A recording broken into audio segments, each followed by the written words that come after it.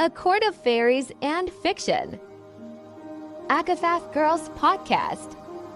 Hosts Mel Liv and Aka. A bookish theory and discussion podcast for the Akatar, Crescent City, and Tug series, as well as other romantasy books. Season 3, Episode 2, Sisters, Secrets, and Starborn. We're finally back! I know I say that it's been a while sometimes, but it's really been a while. Like a month, or over a month, actually. It's been over a month. It's been over a month. Yeah, I've had some very, very interesting theory slash crack theory slash ship conversations with people because I met a lot of people on TikTok because we created a TikTok for the podcast. And gloriously enough for me, which I was actually really terrified I would not meet the quota, but I met the quota that we agreed on to keep the TikTok, and I'm very happy. I was like, I'm not putting in all that work for nothing. But we reached 200 followers and 16, I think it was 16,000 views. So yeah, but I was having a discussion. You should tell them the story behind that because they're going to be like, what do you mean you get to keep the TikTok?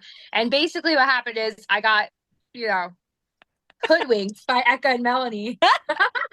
Hoodwinked? I did no such thing. I found a compromise. Therefore, I am the Elaine. I find compromises. I will say, actually, Eka legit is Elaine. Like, absolutely. Elaine in the flesh. But, yeah, somehow I was like, I don't know if I want to be on TikTok. I'm older and stuff like that.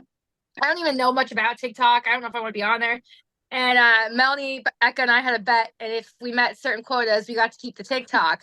And of course, I was like, I'm working my goddamn ass off on this account. I know. I think I'm older than you. I don't think you are. I think I'm older. I think I'm the oldest. What? We'll have a text about it. Okay. We'll text about it. We'll text. You can't reveal it on camera. I thought Eka was like a year older than you. Is she? Yeah. How old are you? I don't care. What? I don't know if I'm 33 or 34, actually. 1991. Oh, you're 4 years older than me. I just turned 34. So, wait, am I... Okay, I don't even know what I am. You'll be turning 34. Because I'll be turning 30. I'll be turning 30. Oh, I'm the baby. You are the baby, but you're only a couple months older than me. Fuck off. It's true. It's true. Anyway. So we kept the TikTok. Somehow we made the numbers and kept the TikTok. I saw you working hard every day. It would come on my screen like a court of fairies. And I was like, that mother. I was like, forget everything else. I am working on this TikTok. I just watched it. I would shake my head and roll my eyes every time I saw it. And lo and behold, you did it. I did it. I was like Nesta with the 10,000 steps. You motherfucker. I'm like 60K views. Okay, but really, what did you do? I know that there's a secret that you did. There isn't. I used the same hashtags that I use for my account because they're saved under my notes. Yeah. Which actually, it's weird because a lot of the videos didn't even get a lot of views. It was just like, I don't know how the algorithm works. It's just certain videos get super popular for no fucking reason. And I don't know why. It's weird. I wish I knew, because then I would make sure to do the same thing for all the videos, but I don't. I tried different songs. I tried different hashtags. I'm like, I don't know what it wants. So I don't know. But I think it seems to like more talking videos than like the charts that I make with the music, because those don't really get that much. But then like the clips of the podcast get a little more, and then like the talking videos get a little more. See, it's funny because I thought that the memes got more, like, because I was looking at it too, and I was like, oh, the photo one, yeah. So then someone was like, oh, TikTok, the algorithm like really likes photos recently for some reason. So then when I posted the meme that you sent, like the Tamlin meme, I loved that though, that you sent, like that got like thousands of views, which was great. And then I posted another picture one of like an illusion thing, and like it got like maybe 200, and I was like, what the hell? I don't know what to do. I don't know what I'm doing. I'm just gonna keep posting. Because more people like Tamlin than we realize. Do you think so? I was actually shocked because there was Mhm. only like one person whose comments I had to delete because they were like right off the bat super nasty. Like, you abuse apologists and da da da da da da da. So I was just like, delete. I go, I'm so proud of myself. I go, I did not engage because this is not just my account. I just deleted. And then, of course, they like DM'd me and they're like, you piece of shit. You didn't even reply and you were erased our comments. Da, da, da. And then I go, block. Who was it? Was it a podcast or something? No, it was just some random bitch. I don't know. It was just a troll who, if I was Yeah. in that position, I would be really catty and I probably wanted demand to well. be. But here's the thing that I've learned fairly quickly is that you cannot fight them with facts because they're just going to twist it anyway. So Yeah, I was just like, delete. And then they got mad that I deleted it, and then I just deleted them again. I just have like no tolerance for BS. So if you're listening and you want to throw us some shade, mwah, you can kiss my big old ass. I don't care. Peace. Anyway, for those who are listening and who do like us, keep listening because we got I some. love We how got some Olivia is like, tea. we must be cute and sweet. And we're like, yes. Eka don't give a fuck. We don't give a shit. Oh, give a flying fuck. To hold you two back, you're like my feral children. I'm like,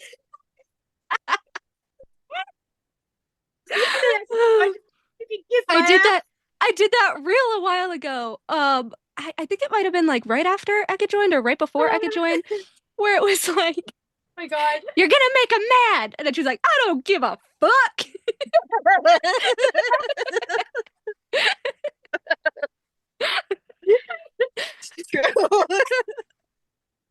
I gotta say, you two are so funny. You are so funny. It's like, oh my god. I just wish think I you're had your- hilarious. I just think it's hilarious. Guys, she'll literally text us and she'll be like, oh my God, are we gonna upset people? And me and Eka are like, who the fuck cares? Let them be upset. I was like sitting here thinking before we got on tonight, and I was like, I feel like we really need another like moderate like me on the podcast to like eat us out. Judge. Exactly.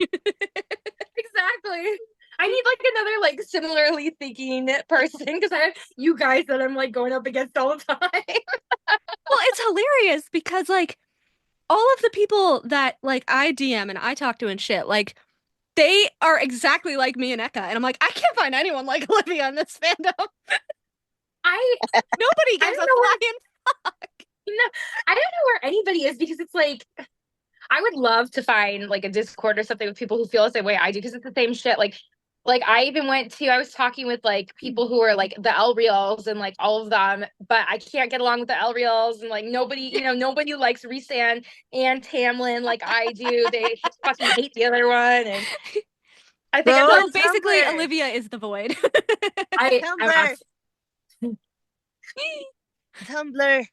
Yeah, There's lots I Tumblr. should go on Tumblr more. We keep telling you to go on Tumblr more. Wait, do people feel that way on Tumblr? Yes. There's different Some people- clicks. There's different clicks. Yeah. Can you guys send me the click of the Resan and Tamlin people? I don't see them. I don't Because see 'em. I don't like Reese. We don't see them. Really? Tumblr, your hashtags make a difference on Tumblr. So like I will tag Yeah. all my stuff like anti-Resand, anti-Phasand, pro-Tamlin and stuff like that. But if you wanted Or to- like face and critical. yeah. So you could do like hashtag Okay. Phasand, hashtag Reese, hashtag Tamlin, and like everyone if you wanted to. Maybe if I Or put like- them like, yeah, Pro Tamlin, pro face and Yeah. yeah. Stuff like that. I'm more, yeah, and I'm not necessarily pro Phazan. I like Reese as a character because I think Yeah. he's like, really, you know what I mean? Like I like Yeah. him, but I don't. Olivia So- is Yeah. actually I scrap when I said she was the void. Olivia is Thiessen. he's just sitting there like this does not bode well. Yeah, I would say that's Yeah. pretty accurate. He's critical of pretty Tamlin, similar. he's critical of Phazan. He just looks at all the other High Lords like, why did I agree to this? shit. What I am would I agree. like? Olivia I'm belongs like- in the Dawn Court. I'm like Elaine, but I'm also like Feral Elaine. I feel like you're the perfect Elaine though. Like I don't know. Who else could she be? I already know that I'm like a complete mix of fucking Tamlin, Nesta, Vivian, Like the worst combination. A little bit of literally- Asriel with the darkness.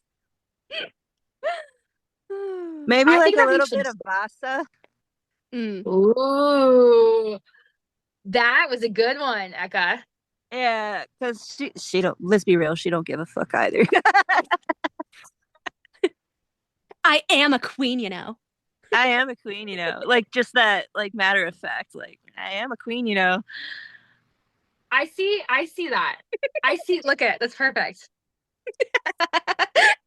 So Melanie is Vasa and Nesta and like a little bit of Tamlin as, right? Mm.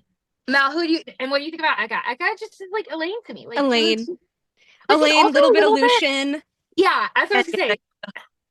little bit of Amryn. Oh, that's good. But also Yeah. it's a little bit of more, kind Little of bit. too. A Yeah. little bit. Why are you giving me all the characters that we complain about? No, like they're good qualities. Yeah, they're really good. More is More a is lot of bubbly. people love more. More is beautiful. She's very witchy, you know, like Yeah. Witch queen. Hello. True. Mm-hmm. All okay, right. now do me. Am I just decent?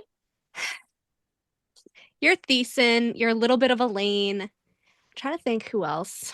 Maybe a little bit of Briar. Gwen, What? Do you Gwen, think so? Gwen. Gwen. Emery, actually. I'm gonna change my vote to Emery. Because Emery is like very non-problematic.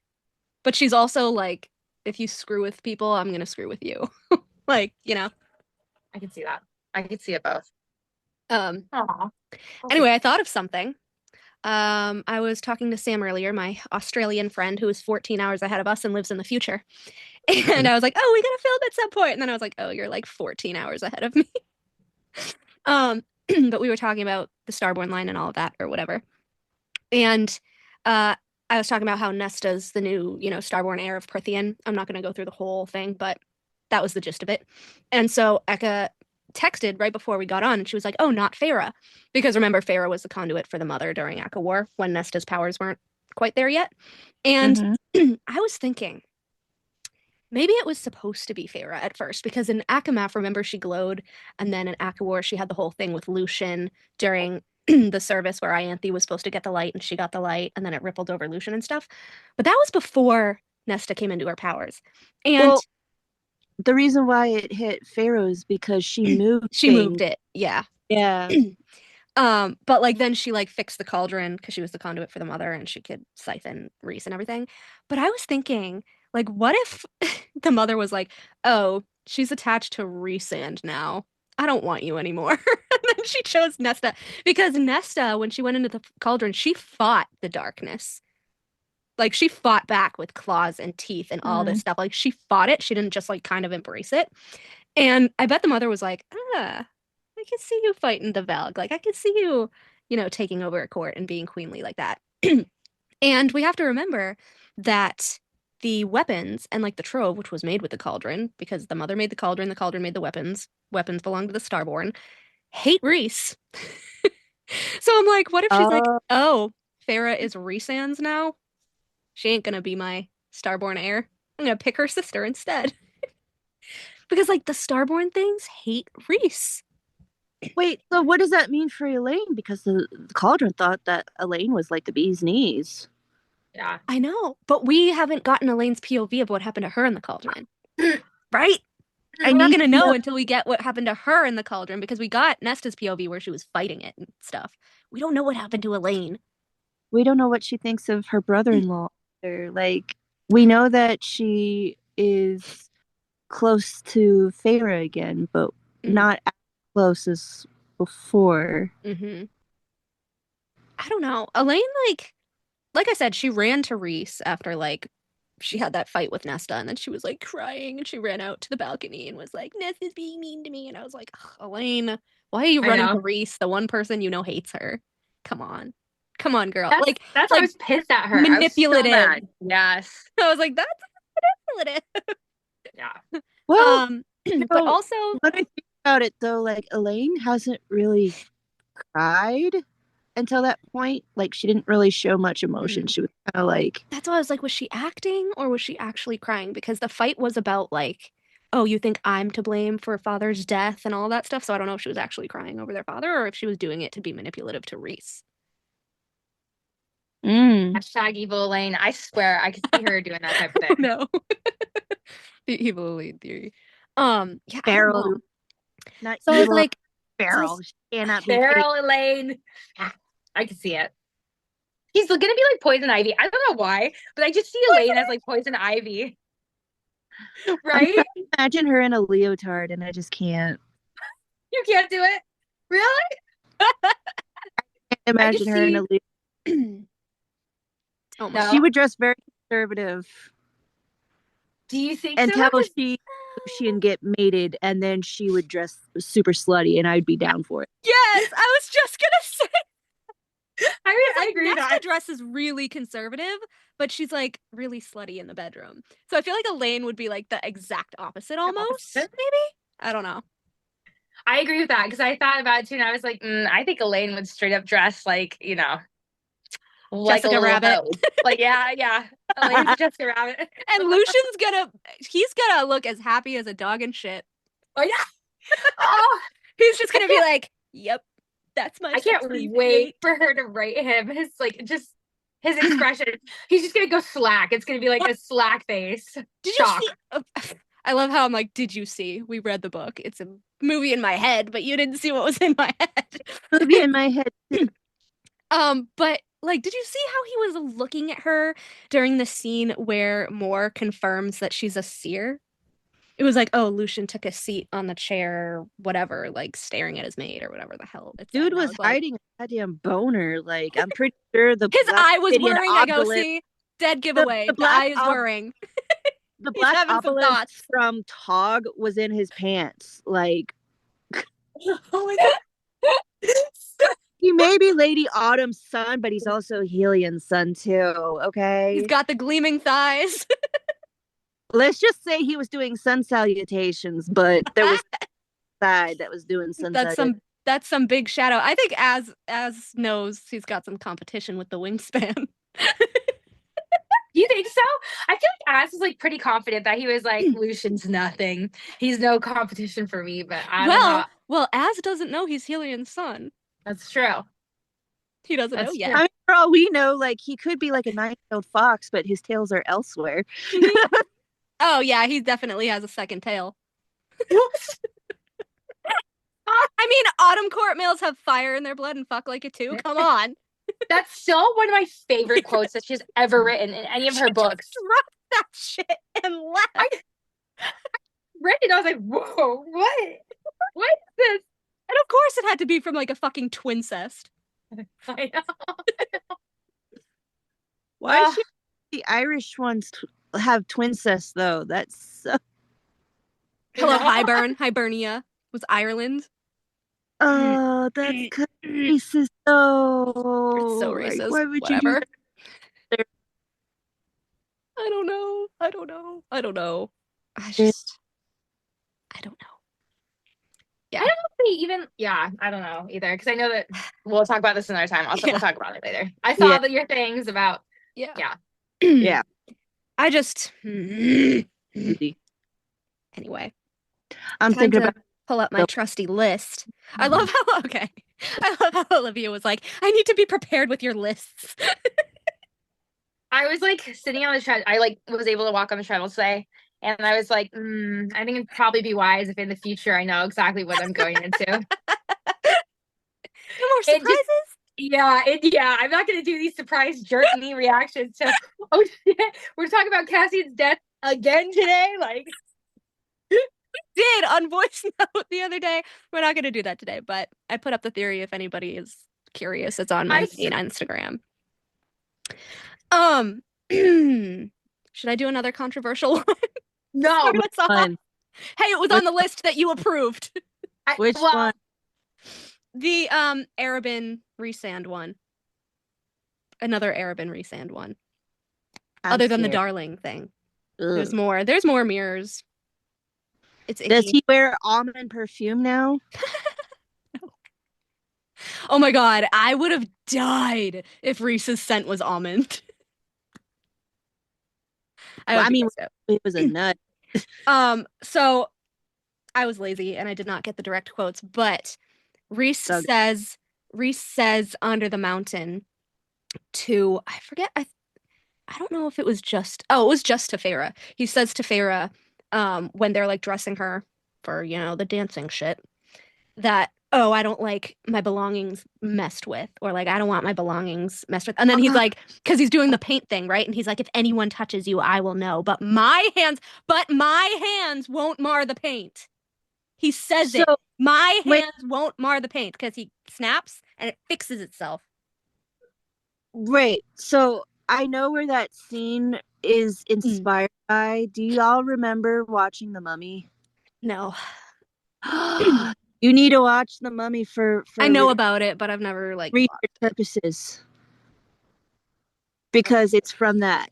I guarantee you. It is from that. It's like, who touched you? Because she's wearing all the paint and she's bloody, and then the pharaoh is like, who touched you? But anyway, Reese says, I don't like my belongings messed with, or whatever. And do you remember what Arabin says at the end of Assassin's Blade?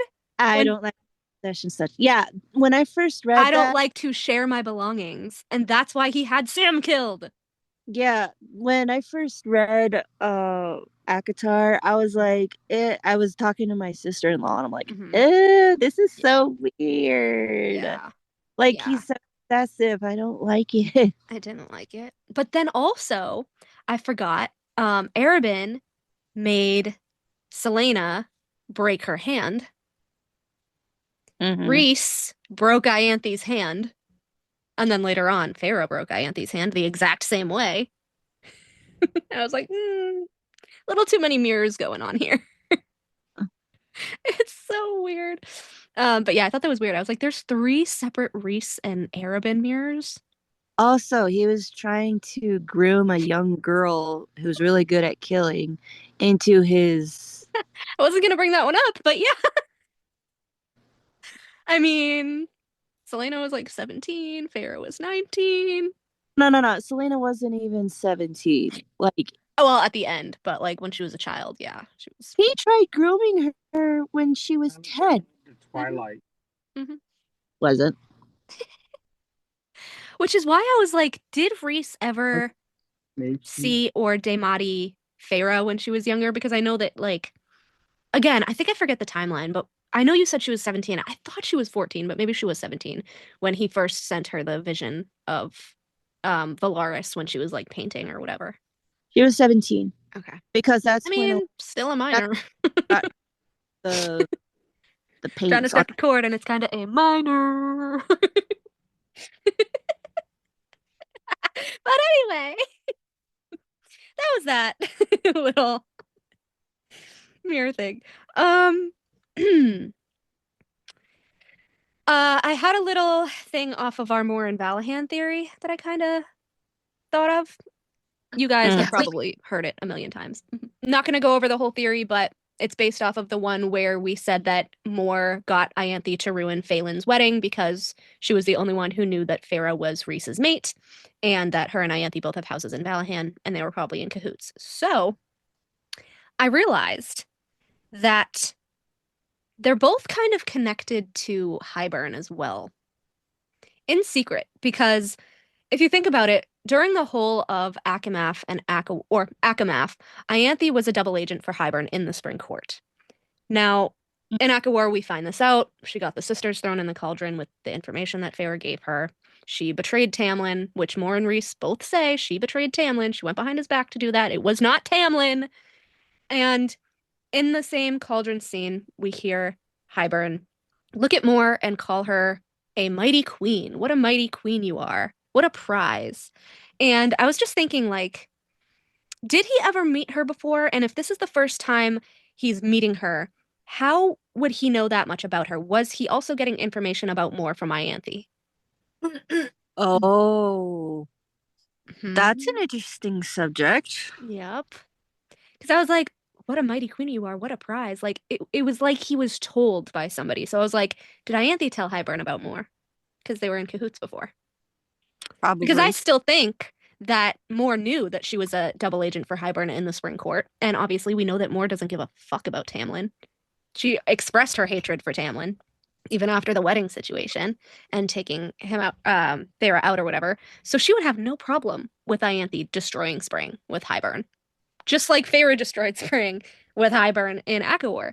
So I was like, Ianthe told Hybern about the queens, about the sisters, and about Moore? Maybe? Maybe. Because how did he know she was a mighty queen or a prize? Unless he can sense people's powers. But then that's like 3 different people who have that power, which is so weird to me. Well, there's a bunch of people who have the power of flying. Wait, And but there's a bunch of people who have the Damati powers, because the twins had Damati. Mm. And Feyre and Rhys have Damati, and then there's that other one stray Damati person. That one secret Damati that killed the Winter Kids. Which we don't even know who it is. What if it was like... People are going to hate me. What if it was Moore? Because remember how I said, like, she didn't even bother trying to save Rhys from Amarantha? No, because her best friend is Vivian. She wouldn't do that to Vivian. Well, if she's the betrayer... I don't know. What if Jurian became a Daemati? I guess, but he wasn't alive yet. Yeah. Hybern resurrected him later. Yeah, it couldn't be him. I still, like I've said, I still think it was like Dagden, and then they just made him like turn his eyes purple and look like Rhys. Because remember, I think it was noted that like, because Rhys was like, oh, they made you believe it was me, remember? Mm. And if they were Valg, that makes sense. They can shift their form. So he probably shifted into Rhys. Mm. Or at least changed his eye color because he looked similar enough to Rhys anyway, just with shorter hair. So he just, or longer hair, so he just shortened his hair and turned his eye color. Because they were all too eager to eat those children of the blessed. So I was like, they've done this before. Yeah. You know? There was a quote in, it was either Math or War. God, I'm forgetting which book it was in. It was either in Math or War. But it was after the bond was accepted with the soup and all of that stuff. And Rhys says that he can't feel Feyre's distress, so he would have to be told if she was in danger. And I didn't remember that. He's like, oh, I couldn't feel her distress or something. And I was like, excuse me? Wait, what? Excuse me? Wait, because you could hear it pretty fine at her wedding. But it makes sense because then, remember, later on, like, he didn't show up to the Hybern camp or anything. But also, even going back to Silver Flames, when she's literally bleeding out and screaming because of, like, Nyx and the birth, and Maj is like, take away her pain! Like, he had to be told. He fucking forgot. And he didn't take away her period pain in Akafas either, because he describes how much she was screaming. Yeah, fucking asshole. He didn't take it away. And he waited 2 weeks to do it for Claire, too, so... What? Oh my god. Sadist. Rhys crouched at her side, gripping her hand, panic and terror and pain in his ward on his face. I turn the babe, but he's not descending. He's wedged in the birth canal. She's losing too much blood. I can feel the babe's heart in distress. And then Moore's like, what do we do? There's nothing we can do. She describes C-sections and how winged babies have never survived it. Do it. Feyre, Rhys objected. Do it. We have to. So then it says, go into her mind to take the pain away, Maja said to Rhys, who blinked in confirmation, then cursed as if scolding himself for not thinking of it sooner. What? So when I read that, because I know exactly like what you're thinking, I read it that he was just like so, caught in the moment and just distressed. You know, when you're just so stressed out that you forget to do something and you're like, oh my God, I'm an idiot. Like common sense, right? Right? I do it all the time. But then like she died and then he began screaming. But I think that was because of the bond. Because like Feyre screamed for him when he died during the war. Like she died and people will be like, she didn't even die. She died again. He screamed again, like under the mountain. She died. Which brings, we don't know what happened. We still don't know what happened to Feyre dying again. Wait, what happened to their tattoos? Like, if she died again? That's what I mean. I think their bargain tattoo is gone, but who knows? We don't see Pharaoh's back. I And I would think it love was- for that to be gone, actually. I mean, No, I still think it it's a was the world two walking rings pact. around their forearms. That's right. That was their "if you die, I die" bond. I thought that was the phases of the moon down her back. No, that was with the bone carver. Wait, was it? Or Briaxis, I can't remember. It was either bone carver or Briaxis. Briaxis. Yeah. Yeah. Death lurks near Feyre and her mate, a beast waiting to pounce to devour them both.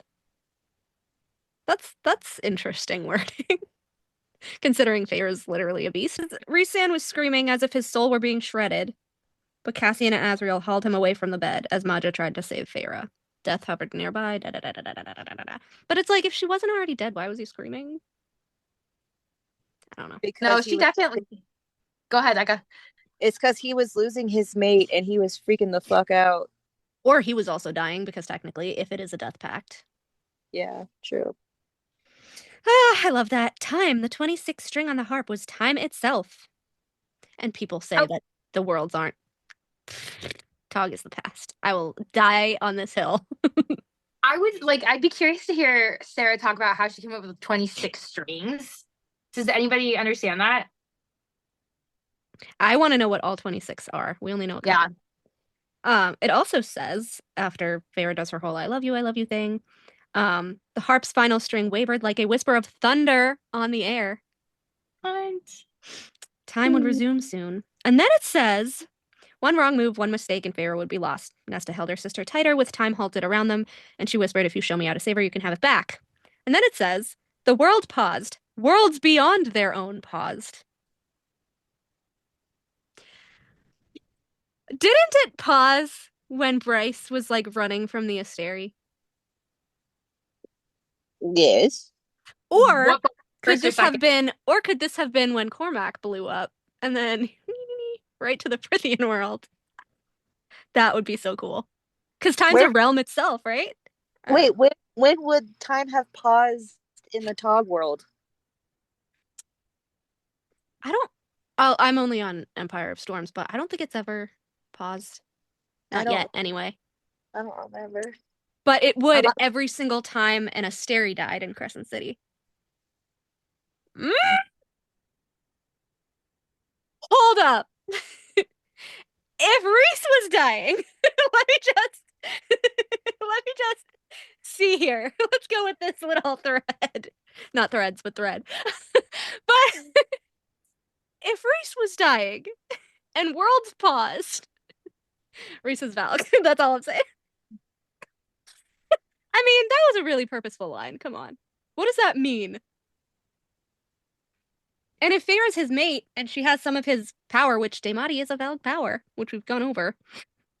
I don't know. I thought that was funny. A soft, invisible hand brushed her cheek in answer. Nesta, loved by the mother. I love that so much. Amryn has red nails. Of course she does. Look at the light. Yeah, Rhys, look at the light.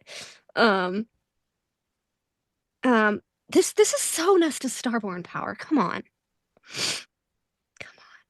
There's a part. Okay, here it is. I know we've said it before, but apparently we have to go over it again because I've had so many fights with people recently about this, because I don't know if it's the perspective or if Sarah's actually forgetting things that she wrote, but someone pointed out that ACOTAR being like a first person or third person omniscient series is really weird because all of the other series are like strictly third person. And she's like, that has to be why, because everyone views things differently and it sways, their stories and stuff, because there's a lot of like Feyre's stories and Nesta stories that kind of cancel each other out and stuff like that. But it says, I give it back, Nesta said one more time, and the mask and crown tumbled from her head. The light exploded like Cormac. Blinding and warm, a wind sweeping past them, gathering every shard of itself out of the room. As it faded, dark ink splashed upon Nesta's back. visible through her half-shredded shirt as if it were a wave crashing upon the shore. A bargain with the cauldron itself. Cassian could have sworn a luminescent, gentle hand prevented the light from leaving her altogether. So she has a bargain with the tattoo. She has a bargain with the cauldron. That's what the tattoo is. If her powers left her, she wouldn't need the bargain with the cauldron to take it back at a later date. She has all her powers. The mother prevented them from leaving altogether. Or she wouldn't need the bargain tattoo. So people are like, she doesn't have the 8-pointed star tattoo anymore, and it's gone, and it left, and her powers are gone too. And I was like, first of all, then you didn't read Crescent City. And second of all, you forgot this entire part of Akasif where the bargain is on her back. There would be no need for a bargain tattoo if her powers were gone. Because it already would have taken it. New powers. Starborn powers. But also, did they just not read Hopefast? Because literally the entire book, like, goes against that. So yeah, she literally uses all of her powers in Hopefast. And then people were like, no, it's only a scrap of her power, like how Reese used Under the Mountain. And I was like, that's not a scrap of her power. I mean, maybe she lost some of it, but like still a scrap of her power compared to other people's like huge, right? She's super powerful, so. But then like why would Sarah say like the mother's hand prevented it from leaving her body altogether? Like that's a major word, altogether. That's true. So she didn't lose any of it, hence that tattoo. And then but in the fight, which is why this bothers me so much, they will also point out that in Hopefast, Nesta tells Bryce that she once had the tattoo on her back, but it's gone. Hmm? She said that? Mm-hmm. The star tattoo on her back is gone? Mm-hmm. Nesta said that? She says that to Bryce, but I don't know if she was just lying to Bryce so that, because like she is an alien, like technically why would you tell her your whole backstory? And we never saw her back. She was in leathers. Why would you tell her your whole backstory? Yeah, literally. But like, because they were kind of like frenemies. She was an alien. So like with the POV, it could have definitely just been her like not telling her she got it back. Because then like, again, Nesta's the one that opens the chamber. So she has to have a star on her too. That's what I was pissy at, because she does tell Bryce, oh, I once had an 8-pointed star tattoo. And what does it mean? Because remember, she asks her, like, what does it mean? And all this stuff. And she's like, oh, I once had it. And then, but then Bryce at the end is like, oh, the mother gave you the tattoo for a reason. So I'm like, do you have it or do you not have it? What's happening? That's a really big point, actually, because that changes everything based off. Because if she doesn't have it, then her storyline truly is done, and then she's not going to Dusk. If she doesn't have it, she's staying in the Night Court. So, but then she has to have it, because then Bryce says that she has it at the end. The mother gave you the 8-pointed star for a reason. Go figure out. Da da da da da. So I'm like, is Sarah just like forgetting what she wrote, or is this a POV thing where they're just unreliable narrators? I don't think it's a POV thing, because Nesta is literally the narrator who's saying that at one point. No, but I mean in Hopefast, like since it was Bryce's POV technically. Oh, I see what you're saying. But like Nesta was talking and like telling her, I don't know. What is happening? Unless like you said, Nesta just didn't want to disclose with her that like, hey, I have this massive tattoo on my back. That's what I was gonna say. Like that's my thought, is that like she's not gonna tell her all of her powers and stuff. But then Nesta like uses her silver flames to like she like has it travel along the wall to like take out those weapons, those ancient things. I forget what you call it, like the spikes or whatever, to disengage the spikes and all that. And like she shows her like all of the other powers that she has. So like, what is happening here? I don't understand. I don't either. I'm gonna try maybe to find a typo. Oh, it could be. I'm gonna like try to find it real quick. Here it is. Okay, I found it. It was like the first thing that I highlighted. She's talking about the sword. Oh, Lanthus laughed when he heard it too. I'm not laughing. Okay. Nesta said, the scar your light comes from, it's shaped like an 8-pointed star. Why? It's the symbol of the Starborn, I think. And the magic marked you in this way. Yes, when I revealed who I was, what I am to the world, I drew the star out of my chest. It left that scar in its wake. Like a burn. And then she looked at Azrael. I love that. His face was an unreadable mask. Nesta asked, so you have a star within you, an actual star? In her chest. Bryce shrugged with one shoulder. Yeah, not literally. It's not like a giant ball of gas spinning in space, but it's starlight. And you said these Asteri of yours, they also have stars within them. Yes. So what's the difference between you and them? Aside for the fact that I'm not an intergalactic colonialist creep. She could have sworn Nesta's mouth kicked up at the corner. Asriel chuckled. Da da da da da. My light is just that light. Does it matter? Asriel said. No, I was just curious. Here it is. I found it. So that 8-pointed star, Nesta said into the quiet as they began walking again, shoes squishing. It's a symbol of the Starborn people in your world. It means nothing else. Why all the questions? Bryce asked. Asriel walked a few steps behind, silent as death, but she knew he was listening. Nesta went silent, and Bryce thought she might not answer, but then she said, I had a tattoo on my back recently. A magical one, now gone, but it was of an 8-pointed star. And the magic, the power of the bargain that caused the tattoo to appear, ... it chose the design. The star meant nothing to me. I thought maybe it was related to my training, but its shape was identical to the star in your chest. And then Bryce says, so we're obviously destined to be best friends. Nesta didn't laugh. Is that why you volunteered to come get me? I've been in the Fey realms long enough to know that there are forces that sometimes guide us, push us along. I've learned to let them and to listen. It's why I didn't kill you for following your starlight into the river. You were doing the same thing. And then she asks about the worm and all of that stuff. So she says, Wait a minute. If she had it, but then it disappeared, when did it disappear if it did? Was that the thing with her and Cassian at the end of Silver Flames? Remember? And she's like, I felt it like go away. No, that was when she called in the bargain the first time, when she's like, leave me alone, don't talk to me for 24 hours, and then she like felt it burn off of her back. That was in the middle of the book. It wasn't the star though. I had a tattoo on my back recently. Magical one now gone, but it was of an 8-pointed star. What the fuck? What happened to it? What the fuck? Now gone? Like, is this going to be explored in the next book? Like, did something... And she says recently, too. What is happening? What? Recently, now gone. Like, is that why the mating ceremony didn't happen? Ooh. Oh. I don't know.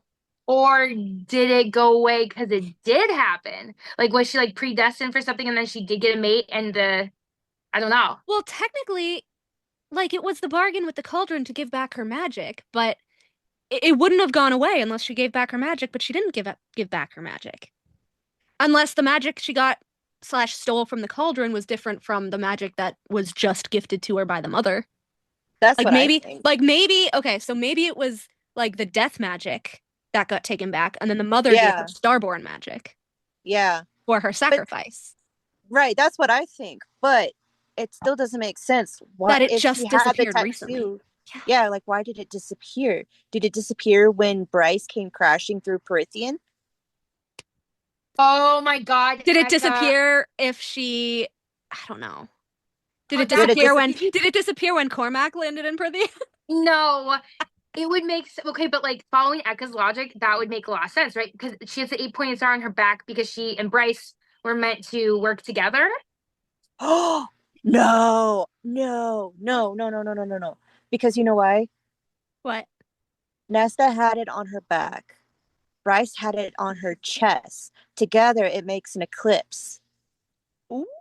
Shut up. Oh my god, that's so good. And they were in the chamber with all of the planets around them. Mm-hmm. Nesta opened the chamber. Yeah. I don't know, but like, wouldn't it have scarred Nesta's back the way it scarred Bryce? I don't get this. Unless she doesn't know that there's a scar there, but like, I feel like Cassian would have told her by now. Hello. I mean... No, it didn't scar Feyre and Rhys when their tattoos disappeared. So no, I mean like Bryce, like Bryce's starlight when she came into her power. It's like scarred her chest, yeah. Which is funny because Az has burns. I think his brothers burned him because he's Starborn. Well, here's the thing: in Tog, Aelin and Roland. Yeah. Rowan, sorry. Yeah. They're doing some freaky stuff in the ocean because of the seawater. The salt in the seawater helps prevent them from healing, so that's how their mate marks on their neck was able to stay. Because that's how they were able to scar them. Unless because they have super healing. Well, also Aelin and Rowan are Karanam. Bryce and Hunt are Karanam. Right. Nesta and Cassian are not Karanam. Okay. But in order to solidify their mate bond, their power flowed between each other. And that didn't happen until Bryce did the drop and then came into the Starborn power and had the thing on her chest. So, like, I don't know. I don't know if it's just that, like, again, Cassian's not the person she's meant for, whether it's Cormac or not. I don't know. I'm just saying, like, they're both Karanam and both of their marks stayed, like, after their power flowed between each other. No, because Phazan didn't have that happen. Phazan is like Phazan But you and have to, Aelin. but like you have to have Starborn power. That's the point. Like Rhys, the Starborn power hates him, so he doesn't really have any. He just has the Night Court magic. And So I don't Valk see that. magic. Yeah, so I don't see that flowing. Like I don't know why. I wonder Well, no. Wait, because when in Akamath, right, when Farah and Rhys are in the cottage in the retreat house, and they're in the bath, and they're like, or maybe they're in the bedroom, and they're like colliding somewhere on the and table. He's glowing from the window to the wall. She's glowing. He turns into night, and it turns into like this void mass. The void, which was kind of cool. Again, this Rhys. was kind of cool. It was. It was pretty cool. Yeah. I don't know. It was pretty stellar, literally. Well, it was pretty cool. I agree with you. I thought it was neat too. I was like, I read it. The freaking void again. I forgot about that one. But I don't like the only way it would disappear going by, the world building she already set up for 5 or 6 books is that if it was completed. So it had to have just been like her death magic or whatever the fuck she stole from the cauldron. Her giving it up or something. I don't. Or because remember in Akawar, like her Farah's bargain with Rhys was taking off her arm. Took it, yeah. What if that happened with Nesta? I don't know. I feel like she would say like, "Oh, it was taken away" or something, but like now it's gone. I don't know. Because then like also but also like the cauldron's hidden with like Miriam and Dracon and that whole thing too. So it's like I feel like they weren't going to just drag it out to take her bargain mark away, especially Rhys. He's like, "We're not bringing out the cauldron to help Nesta. Let's be real." I don't know. It's so weird. It doesn't make sense unless there had to be something that happened before their mating ceremony or whatever between the 7 months between Akasif and Hofas where she lost the tattoo for some reason. Maybe that's why Cassian's so salty. Maybe there's something that like salty. That's what I think. Yeah, I agree with Ek on that. There's got to be something that happened in the 7 months. Rhys was pissed at her the whole time too. Yeah, there. It seems like there was an event that was. God damn it, Sarah! What happened? Why wasn't it a bonus chapter? Is what I want to know. Damn it.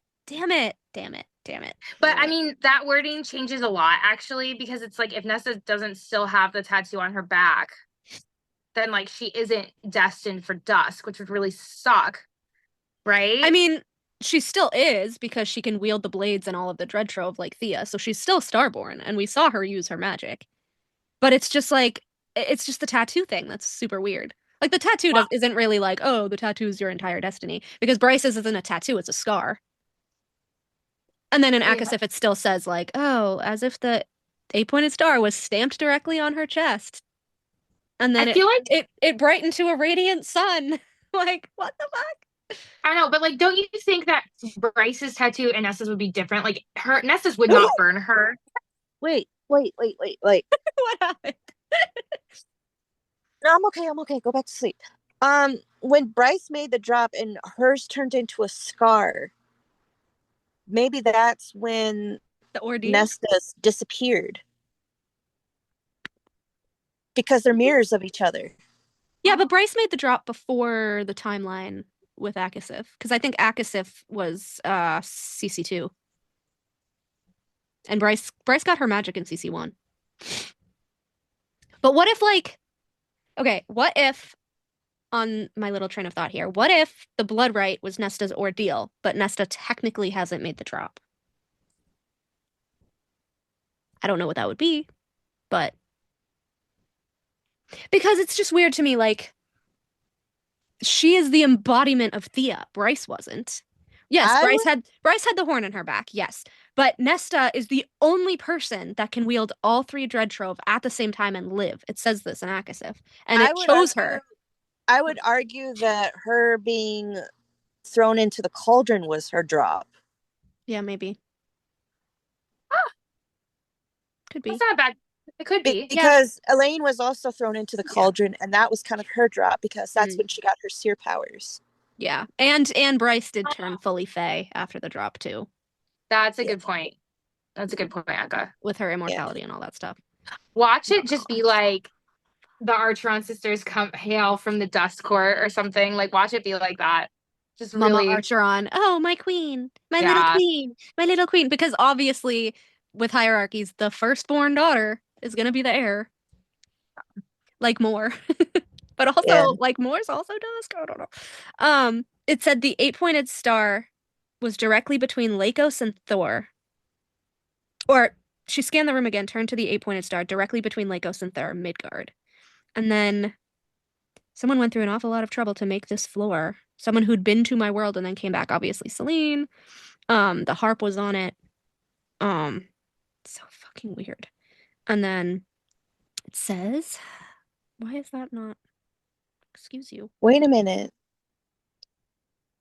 Bryce had the horn on her back, but had the star on her chest. Nasta has the harp in front of her, but the star on her back. She had the tattoo on her back, but again, it also said the 8-pointed star was stamped on her chest. Like, not physically, but maybe internally. So it absorbed into her? It did like brighten at the end of Silver Flames, but like again, people are just gonna say, oh, that's just Sarah's wording for love or whatever. But it was way too purposeful to me to be that. You know, it was just weird. Wasn't that though when she was like with Cassian that happened? Yeah, it was, like, that's why people are like, oh, it's a metaphor for love. The fuck it is. It's so purposeful. It's the mating bond. No, it is not. It's that bond. Okay. Take the Star Sword. Gwydion, whatever you call it here. The age of the Starborn is over on Midgard. It ends with me. I don't understand. Bryce began backing toward the portal, taking Han's hand, smiled again at the female, at her mate, at their world, at the northern rift, began to close. I think that 8-pointed star was tattooed on you for a reason. Take that sword and go figure out why. So, what if, okay, bigger theory.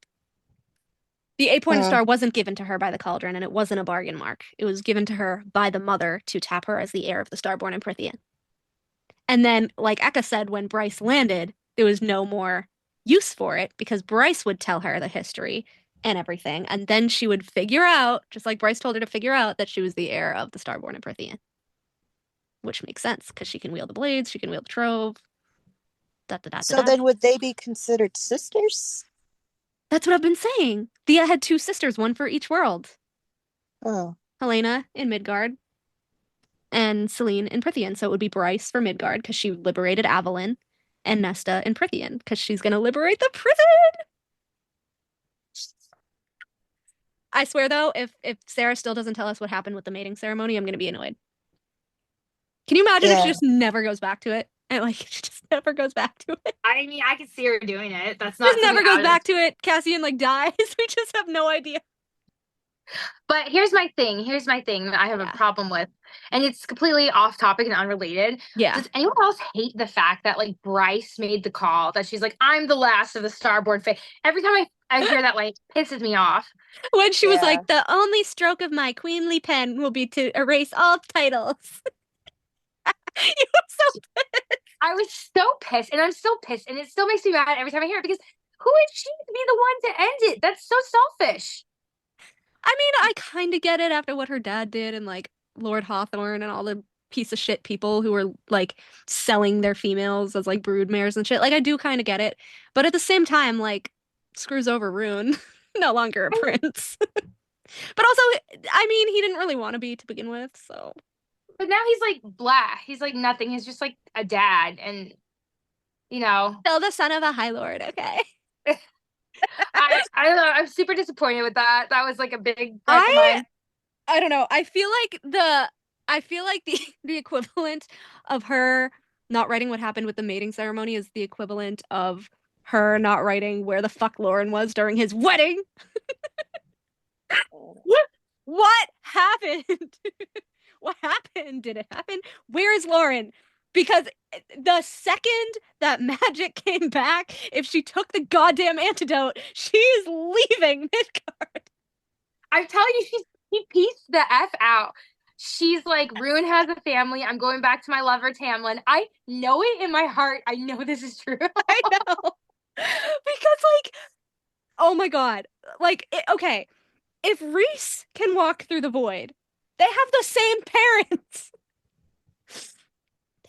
I'm telling you, I'll be so There has to be. disappointed. I refuse to believe that Bryce didn't go and ask his mom to come to his wedding. I feel like she like got to the villa and like nobody was there. So I think what happened is like she put in that bonus chapter and then people connected the dots like way too early and she didn't like it. She was like, they figured out my next 3 books and like Well, the way to ultimate be plot twist. obvious, Sarah. She should have put that bonus chapter in because it was like everyone figured it out. But I also saw a quote the other day, which I forgot about, where Bryce actually tells Rune before they do the whole Asteri thing, she's like, oh, we'll get her out. We'll get her out, Rune. Don't worry. Which she meant like, we'll bring your mother to Avalon or whatever. But again, we don't fucking see her in Avalon. And then him and Lydia like almost sleep together in the barn. And then Baxian's like, can you not? We're trying to sleep. And they're like, oh, well, whatever. And he's like, oh, I have to tell my mother that the Autumn King is dead. She's the only one who will mourn him. And I was like, bullshit. She's celebrating with cocktails right now. There's no way she's going to mourn the Autumn King. That was a facade the entire time. Tomorrow night, we're going to go over that bonus chapter word for word because I reread it and there's so much more that we never even brought up. She blatantly, like, not ignores, but she totally changes the subject on him. I thought it was hilarious. And he's just like, oh, my mother. Oh, my mother. I was like, yeah, your poor mother. I know. He thinks she's such like an airhead and just all like, no. He has That's no exactly idea. how people see Elaine. That's why I'm like, that's why I'm like, it has to be Lauren that she's seeing. Oh, she's not dead. I think I'm dead. We'll do that bonus chapter tomorrow. I'm so excited. We're gonna convince people. We're gonna do it. Hello, everybody. We are back. Welcome to Shit Talk. Yeah, well, welcome. You have no idea what goes on behind camera. Just be glad you don't. Anyways, we're talking about like the Fae and how you're not supposed to give them your name and everything. And Eka brought up that maybe Rhys never actually gave Feyre his surname. But I was gonna say that because she like taunts and teases him about it, that is literally a mirror to when Aelin finds out Fenris's last name is Moonbeam, and she just drags him for it. And he's like all pouty, and she's like, "Are you kidding?"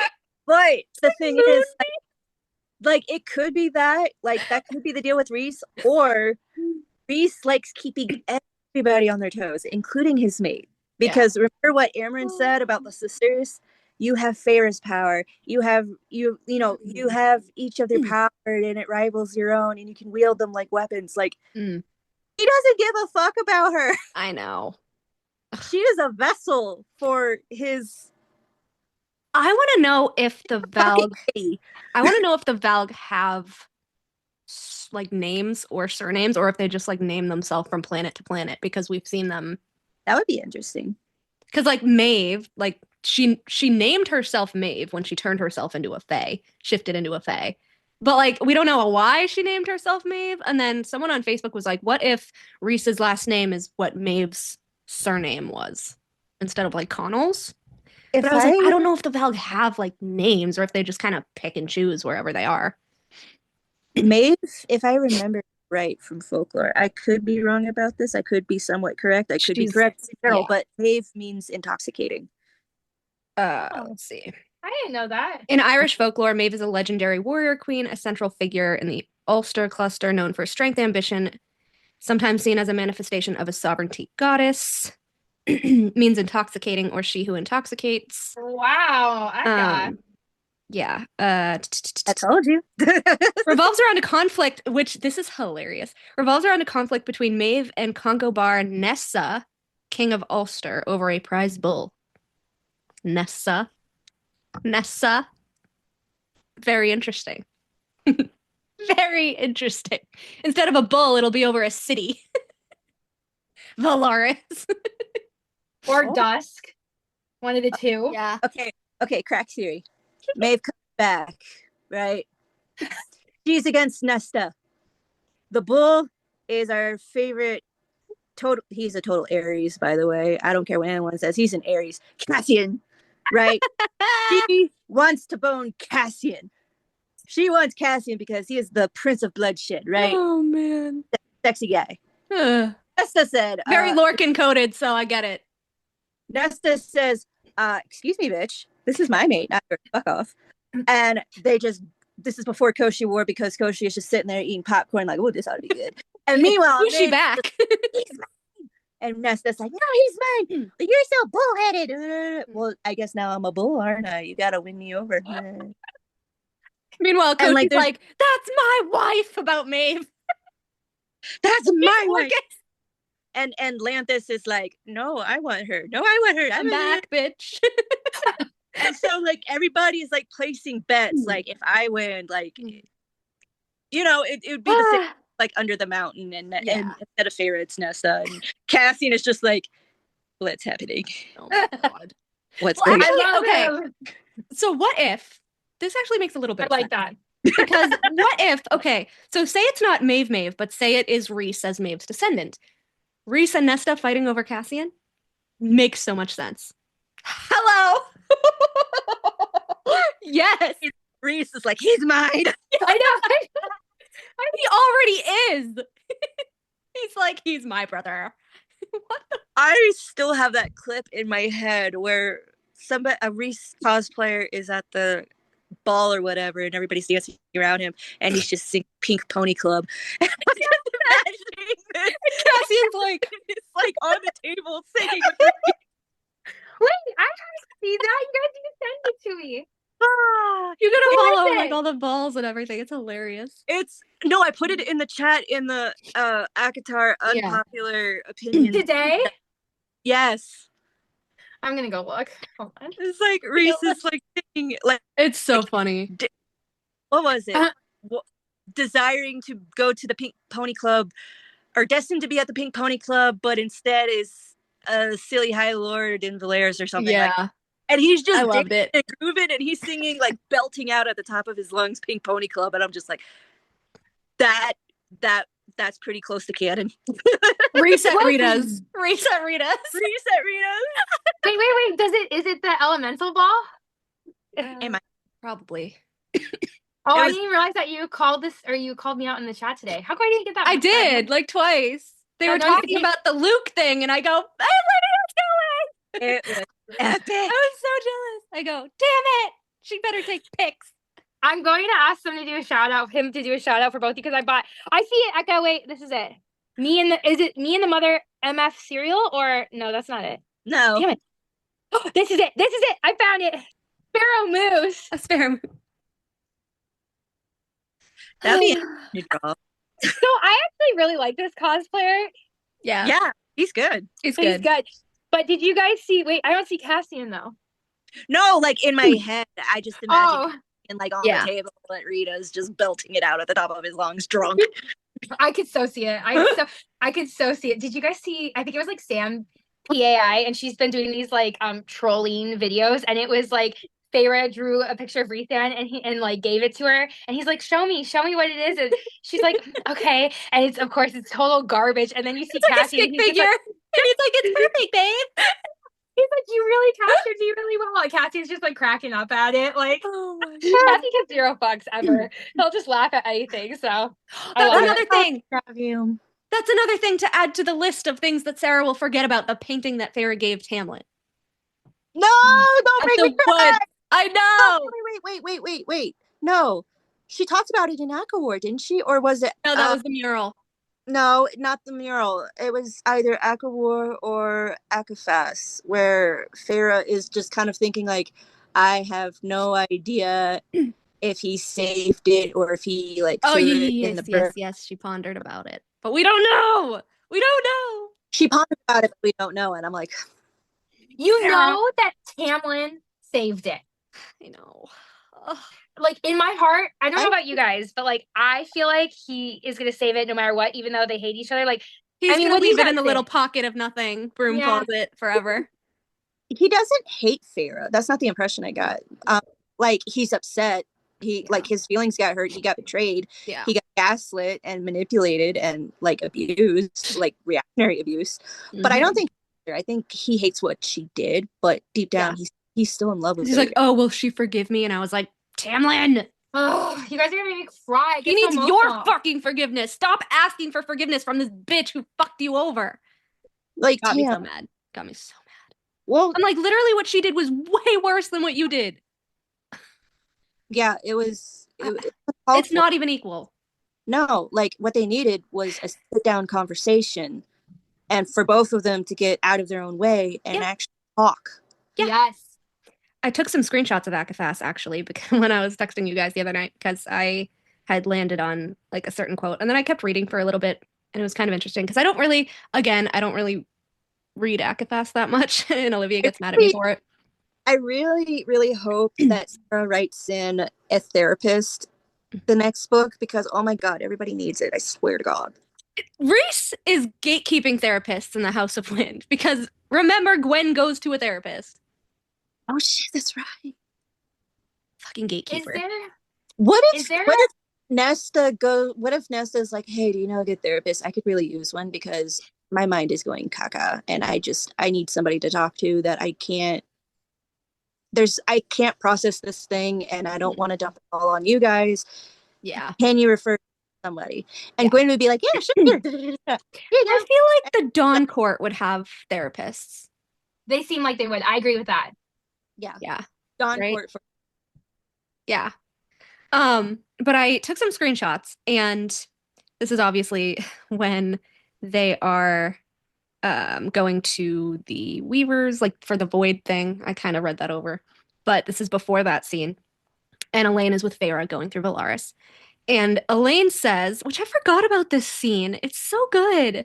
I love when Elaine actually speaks. But she says, I know it's not easy for you, Elaine observed as we drifted through the Weaver's shop. Blah, blah, blah. I turned from a wall covering depicting that very image. What's not easy? Elaine's brown eyes roved over the Night Court insignia, buying things without a dire need to do so. We have everything we need, I admitted to her. Buying presents feels excessive. And then Elaine says, it's their tradition, though.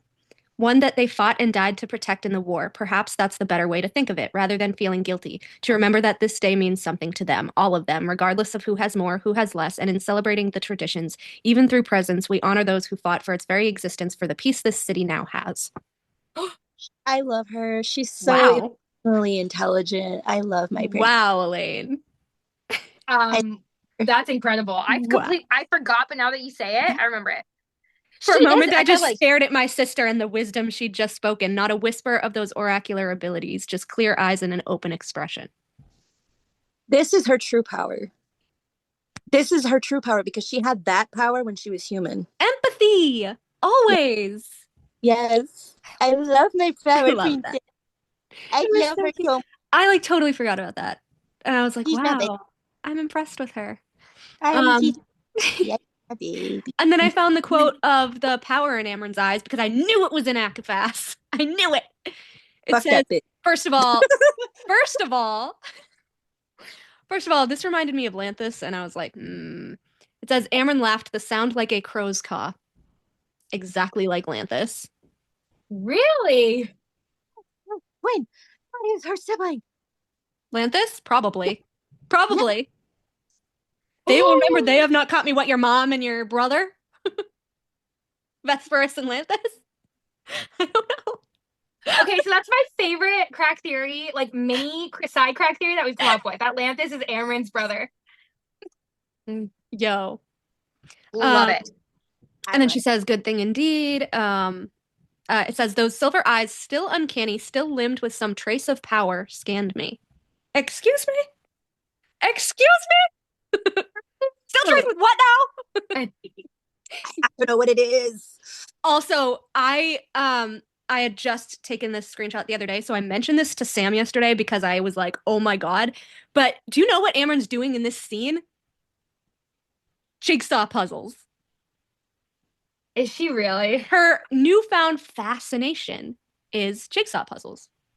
And I was like, I see you pieces. You that- little bitch. That's Yep.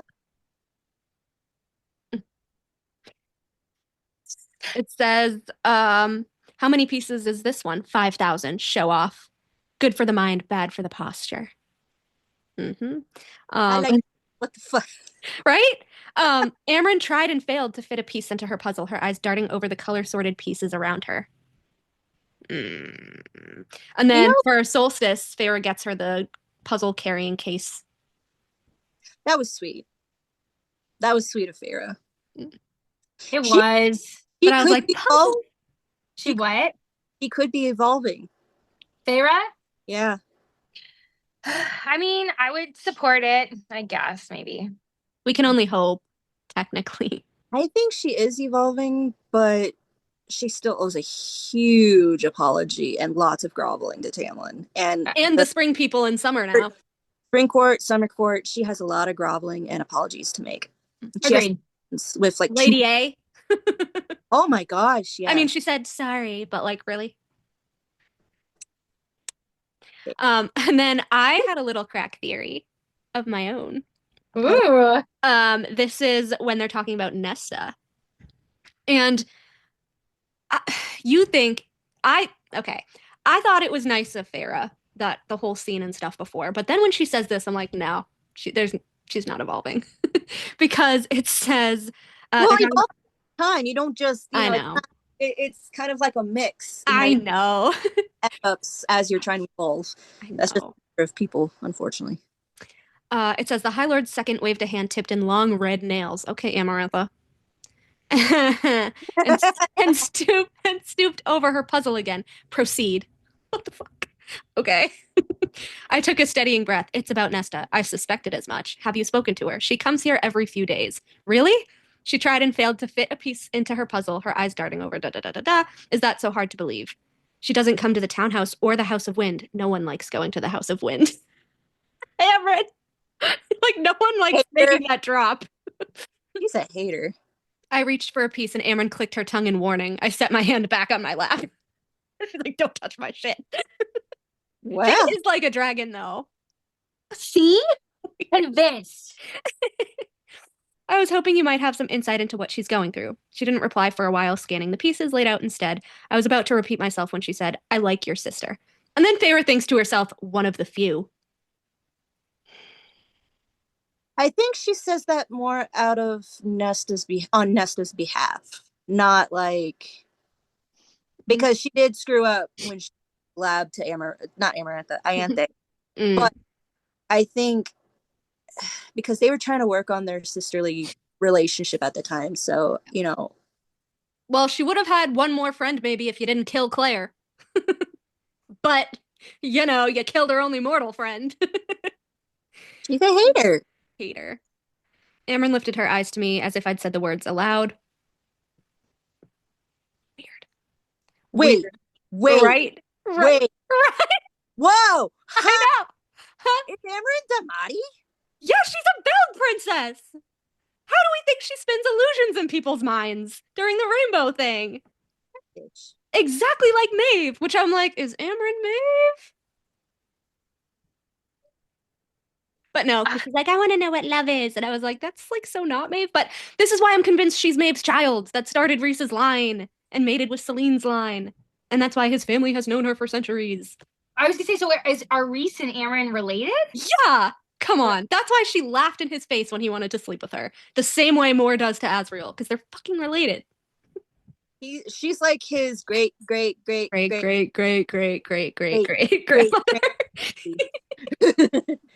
Yeah. Great. Valg royalty have Daemati abilities. She's never fucking told anybody, though. But What? She's a liar. She lies through her teeth. She's a liar. Yeah. She is a liar. Here's my question, though. So did she start his line before she went into the prison all those years ago? No, after. It would have to be after, I would think. Is it Because she after wasn't in like Fae form until she bound herself. So stupid question. Doesn't she look like Nuon and Thiessen and all of them? Mhm. Yeah. But so she doesn't, like, physically, the form she chose doesn't look Yeah. like Reese. Yeah. But Right? again, down 15,000 years. True. And Celine did say that they only had sons who had sons who had sons who had sons. So like she could have mated with any of those sons. Or she doesn't have any kids. It's just her siblings did it. Because I don't see Amryn as the maternal type. I still think she's Fury's mother. I'm never letting that go. Maeve wasn't the maternal type either, but she probably just threw her child through the rift. She's like, pluck, go deal with this planet. Go run that planet. Scuttle along. Like, you don't really have to be maternal to have a child. No. There's a lot of bad moms out there. There's a lot of bad moms out there. So. True. So, yeah, I feel like she like bound herself and then had like fury with Thanatos or whatever. Because I still go back to the whole thing where Thanatos is like, I don't play by my brother's rules, which obviously they hate the Asteris and Valg. They slept together. She's a short shit and she likes the big muscular guys. Yeah. And the fact that like Amryn has like access to the sentient trove in Hewn City, I wonder why. She fucked her way in. Yeah. Lord Thanatos probably has sanction over the troves. More like Thanatos. Well, also, I think he created Hewn City because it goes back to again the whole thing where they're like, oh, Thanatos was like the engineer and he like made all these structures and and I was like, Thanatos Hewn City.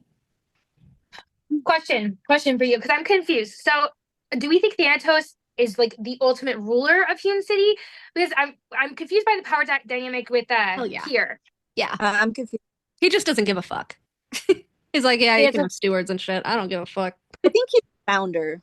Yeah, he's the founder. He's the creator of Hewn City, and then he's just kind of living his best life while waiting for Koshi to stir up trouble. He's the architect. He's the architect. Yeah. He hewn City. Just like he hewn those structures in hell that they were talking about. No, but like the title of the architect. Isn't there like a grand title of architects in the Massverse? Not that I remember. Maybe. I don't know. Oh my gosh, donkeys. in like Throne of Glass or? No, in the Massverse. Yeah, I don't know. Let me look it up real quick. I know there's the astronomer, but I thought there was a architect. I don't know. I have no idea. It's weird to me because it's like, so why does he allow other people to rule what he created, though? So there's architects in Tog. It says they built the womb below the Torre for their mystics, their knowledge of healing that they stole from elsewhere. Hewn City! Womb! And also mystic tanks. I'm not in Tower of Dawn yet. There's mystic tanks. You never told us. You were supposed to read the book. I will. Don't reveal anymore. Right now, you just. I didn't know. I was just reading the article about architects. Holy shit! All right, that's it. After we finish A Rivalry of Hearts, yes. I am going to finish Crown of Midnight and finish Talk. I'm going to do it. Let me know when you get to Empire of Storms, because then I'll buddy with you. Okay. Anyways, it says, but nothing, because I like her. I am not inclined to gossip about her current state. It's not gossip. I'm concerned. She's starting down a path that I will not betray her confidence. She's talked to you. Too many emotions cascaded through me. Even to my confusion that it had been Amryn that she talked to. And perhaps some jealousy that my sister had not turned to me or Elaine. Why would she? Because you're a bitch to her. Like, after everything she said about her, even though Nesta doesn't know it. Really. Good. Be jealous. Yeah, I know. Be jealous. Nice. No, but I know she would not like me to be musing over her path with anyone, with you. I loved Amryn in this scene. This is actually my favorite scene with her. Yeah. But give her time, give her space, give her the opportunity to sort through this on her own. It's been months. She's an immortal. Months are inconsequential. And then she's like, what about Elaine? She'll be heartbroken. He is immortal, though. Yeah. And then she says, Elaine or you? Both, I said through my teeth. Again, Amryn sifted through her pieces. Elaine has her own problems to focus on. Such as, Amryn just gave me a look, capital L. I ignored it. Again. Feyre needs to stop infantilize. She needs to stop ignoring shit, blocking shit out, pushing shit away. Stop. She needs to stop oh my god, the word. Internalizing? Infantilizing Elaine. Yeah. Infantilizing Elaine and Nesta. If Nesta deigns to visit you, tell her that it would mean a great deal if she came on Solstice. Amryn didn't bother to look up from her puzzle. I will make no promises, girl. You're such a mean girl. So my question is, what happened between this and her totally being on Rhys's side and forcing her into the House of Wind? Because that was a total 180. She sees something, and she's not saying it. And Elaine was very quick to pack up. So is Elaine also talking to Amryn? Because she was pretty open with her in Aka War. I think so. Elaine has her own problems to focus on. Care to elaborate? Because so did Elaine have a vision, you guys? I think so. But to her credit, to Amryn's credit, she does not gossip. She keeps secrets. That's a good thing to have. Yeah, but she also keeps too many secrets. Well, she's a liar. She's also hella old. She probably forgot. Yeah. I also had like a little crack theory again, where if she did lose like most of her power and like she just has a little left, kind of like Rhys under the mountain, like I wonder if Rhys could have Daemati'd her to side with him. Like I know he's like afraid of her, but I don't know. He's an expert. I know you think he Daemati's a lot of people, but I actually think Sarah writes her characters kind of like how John said to walk. Yeah. She'll write them and then like they kind of have a mind of their own. You know what I mean? Yeah. I just wonder what Amryn saw, because the whole to go from this all the way to you need to use her to become High King is weird. It is weird, and that so weird. I hate total 180 because she's objectifying the sisters. Like, what happened? I know she doesn't exactly have an attachment. Like, she's fond of them. How you would be fond of a puppy. Yeah. But not like. But over a puppy, you'll pick like your spouse. You know. Like. Yeah. So yeah. I don't understand the 180. Like, there's so much disconnect, Sarah. What are you doing?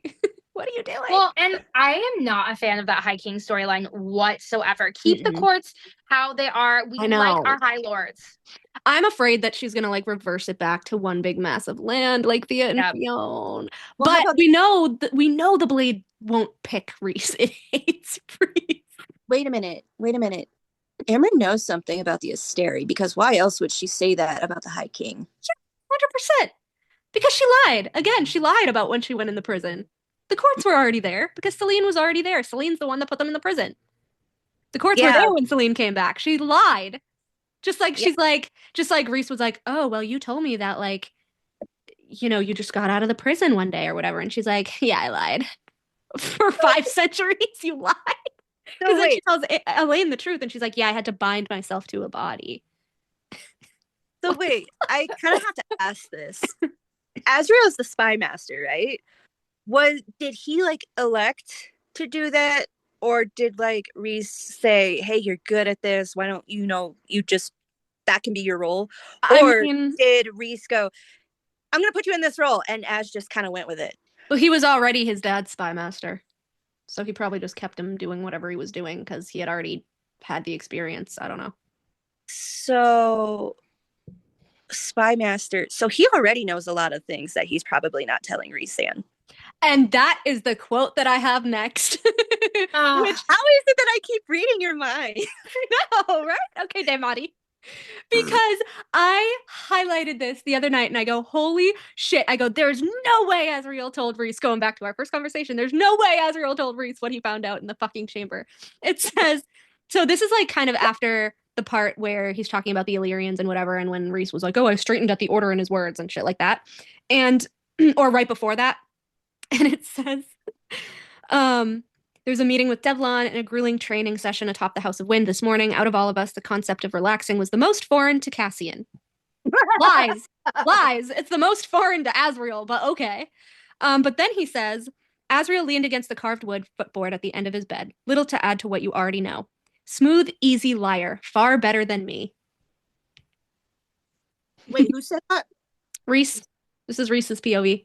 Smooth, easy liar. Far better than me. Because they were keeping the fact that there might be an Illyrian uprising from Cassian. Why? So that they wouldn't like disrupt Solstice or his happiness or whatever the fuck they said. I was like, fuck. Interesting. As it says, but they sense that it's growing. The best time to assess is after Solstice when they've returned home. See who spreads discord then, if it's grown while they were all celebrating together or snowed in with this storm. The perfect way to then reveal the full extent of what we knew to Cassian later on. If the Illyrians revolted, I didn't want to think that far down the road. Again, with that, I didn't want to think about it. I ignored it. I pushed it away. This is Reese acting like Feyre. Wait. So, are they hiding shit from Cassian? Yeah. This was like, oh, let's not ruin his solstice. He has enough to deal with Nesta. What if that's I hate that. betrayal? Huh? That would suck. What if that's the big betrayal? His His brothers betray him, and there's a fight between the brothers. Maybe. Oh god, that would suck. I don't want to. It says, I didn't want to think that far down the road, what it would cost me, what it would cost Cassian to fight the people he still so desperately wanted to be a part of, to kill them. It'd be far different from what we'd done to the Illyrians who'd gladly served Amarantha and done such terrible things in her name. Far different. He made Cassian go with him and kill them, which I just realized. What the fuck? I shut out the thought. Again, Feyre. This is Reese. I shut out the thought. Later, after Solstice, would deal with it then. Cassian mercifully seemed inclined to do the same. Not that I blamed him, given the hour of bullshit posturing he'd endured before we winnowed here. Even now, centuries later, the camp lords and commanders still challenged him and spat on him. Stop being disrespected. This is why he has issues with his meat. I'd be... I don't want to say it, but, like, it would be wild if, like, they just, like, turned on him. I mean, they already... Yeah. Wait. The uprising. And because they didn't tell him about the uprising... Oh, it would catch him off guard. Mm-hmm. That sucks. No. Yeah. And then this is Varian, which I don't want him to die. I want him to live. I want him to be with Tanwyn. I want him to figure his shit out. I know. Thank you. I said I would rather him live and be with Tanwyn. Because I think that would be cute. I want him to be with Nesta and they go to a therapist and work on themselves. Whether or not they survive that, like not like in a mortality kind of way, but like if they have the spoons to mentally get through that kind of stuff, you know. Yeah. I told Sam yesterday that I never really, I mean, I loved the scene of Varian when he was like crying when Amryn went in the thing, and I think that she's the most tolerable around him, but I'm like, I never really paid like much attention. But like he really does not like Tarquin. I'm like, that's your baby cousin. But I told her, I was like, I think he's so jealous of Tarquin that he got the High Lord title and he didn't. Poor Tarquin, he has there's dissent in his court even. So we've got... because even in the High Lords meeting, like Tarquin had no idea that he told Amryn in the Night Court that they got attacked. And they had blood rubies at the time, remember? He betrayed his High Lord. Because remember, then Tarquin chews them out and he's like, get out, take your mate and get out of my court, remember? And this is Solstice. I love when Tarquin did that. That was like my favorite thing. Me too. This is Solstice, and Varian is there, and it says, strange, so strange to see the Prince of Adriata here in my townhouse, smiling and drinking my liquor. Until, do you even celebrate Solstice in the Summer Court? Until Cassian decided to open his mouth. Okay, Reese. Varian turned his head toward where Cassian and Azriel lounged on the sofa, his silver hair sparkling in the firelight. In the summer, obviously, as there are two solstices. Cassian slung an arm across the back of the sofa. Are there really? Mother above, it was going to be this sort of night then. Were Don't they bother being answering. sarcastic there or serious? Huh? Is that sarcasm there? I have no idea. Reese seems to think he was serious. And then Amryn says, don't bother answering him, Amryn said to Varian, sipping from her wine. Cassian is headcanon. This is my new headcanon. Liv, you're gonna love it. I think Cassian's humor is just so dry that it goes matter over of fact. it goes over everyone's head, and they think he's dead serious, but really he's just like trolling them. That's what I was gonna say, because when he's like, "Is there really?" I feel like I could see someone being like, "Is there really?" Like I know. sarcastic. Like, and then Reese is like, Is "Oh, there it's gonna be really- that sort of night." Yeah. And then it says, and then Amryn says, don't bother answering him. Cassian is precisely as stupid as he looks and sounds. Cassian lifted his glass in salute before drinking. Nah. I think that's a mask. Agreed. Like I agree I said, with that. himbo. He's a himbo. He is not a himbo. He's really brilliant. Look, not socially smart, but strategy. Yeah, war strategy, 100%. That is rubbing off on him in more fun. Yeah. I loved that. That was really good. It's true. And then they said, so Tarquin doesn't celebrate winter solstice at all. Shake of the head. Perhaps we should have invited him, Feyre mused. There's still time, I offered. The call is yours, Prince. Varian peered down at Amryn, who seemed to be entirely focused on her wine. I'll think about it. I nodded. Tarquin was his High Lord. Should he come here, Varian's focus would be elsewhere, away from where he wished that focus to be for the few days he had with Amryn. He, like, does not want Tarquin around. I took it as, like, he's really into his chick. I'll think about it. I think he's just really into his chick. I don't know. Echo, what do you think? Both. Yeah. Both. And then we have Mor. Mor plopped onto the sofa right between Cassian and Azriel, her golden curls bouncing. I like it to be just us anyway. And you, Varian. And you, Varian. She amended. Varian offered her a smile that said he appreciated the effort. So this is the interesting part. It's about Elaine. Which I was like, I never clocked this before, ever. It says, the clock on the mantle chimed 8. As if it had summoned her, Elaine slid into the room. Mor was on her feet, offering wine. Typical. Elaine politely refused, taking up a spot on one of the wooden chairs set in the bay of windows. Also typical. Oh my god! She's Starborn! She's Starborn! They both are, yeah. 8 pointed. That's what, yeah. And when Azriel goes to see Gwen in the bonus chapter, or yeah, it was like 7 o'clock. I thought that was funny. Interesting. Elaine baking heart-shaped cookies and shit. Sugar frosted buns. Even in the middle of winter, she was a bloom of color and sunshine. So I actually do bake. That's why I thought it was funny that Sarah had Elaine bake a lot, because baking helps me calm down. You are the embodiment of Elaine in the flesh. In the flesh, Eka. Eka. That means I'm married to Lucian. Oh. Tell me what this line reminds you of, because I read it and I physically went, tell me, okay? Okay, keep going. This is Reese. This is Feyre's POV, but this is Reese talking. Okay. I stood at Reese's side, taking in every plane of his beautiful face, as he said, to the blessed darkness from which we are born and to which we return. What does that remind you of? The void. And? The cauldron. And?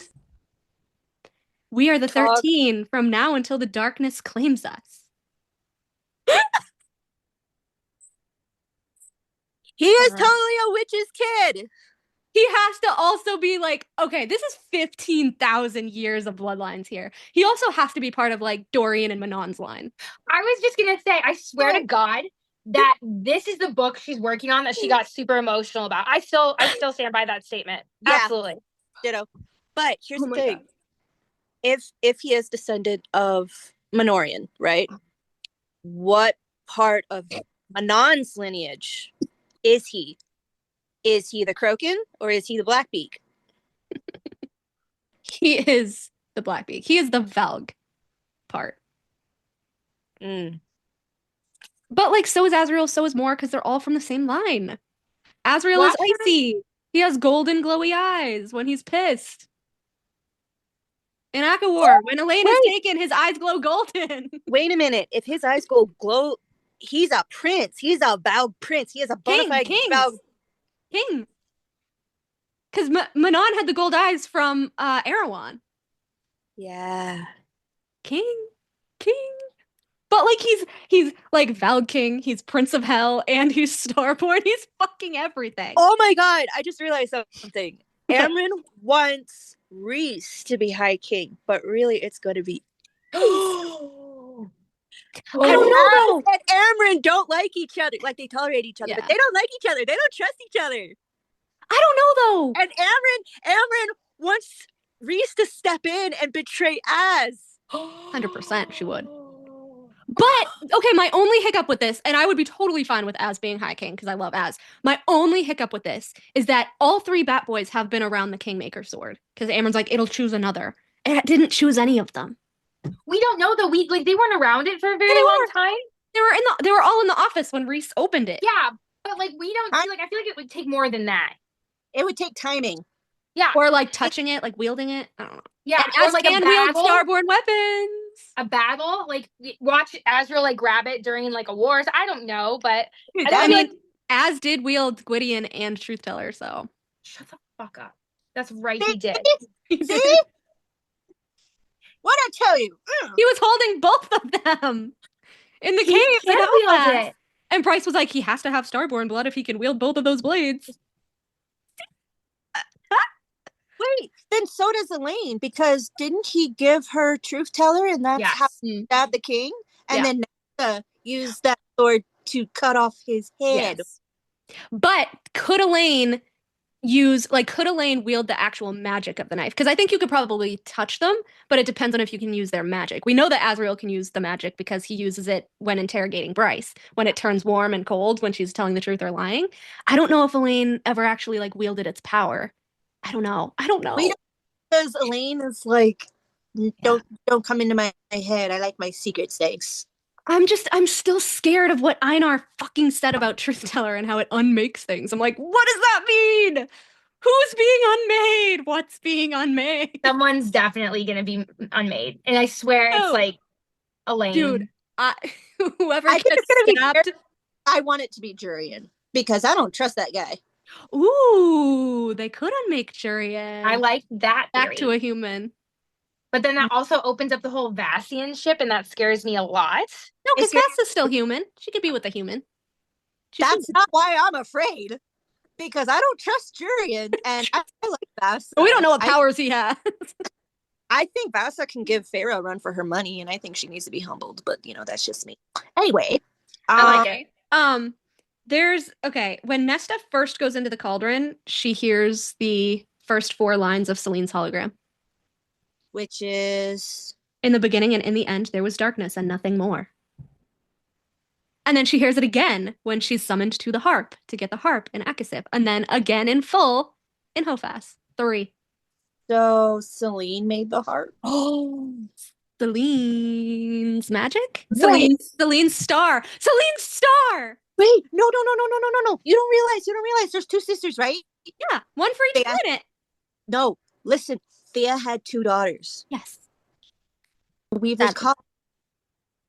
Who is the vial? The harp is the other sister. Ooh, maybe. It does speak. It does speak to her. I actually would hate that storyline so much. That would make me so upset. Because it's based on the Talk Corbies. It's based off.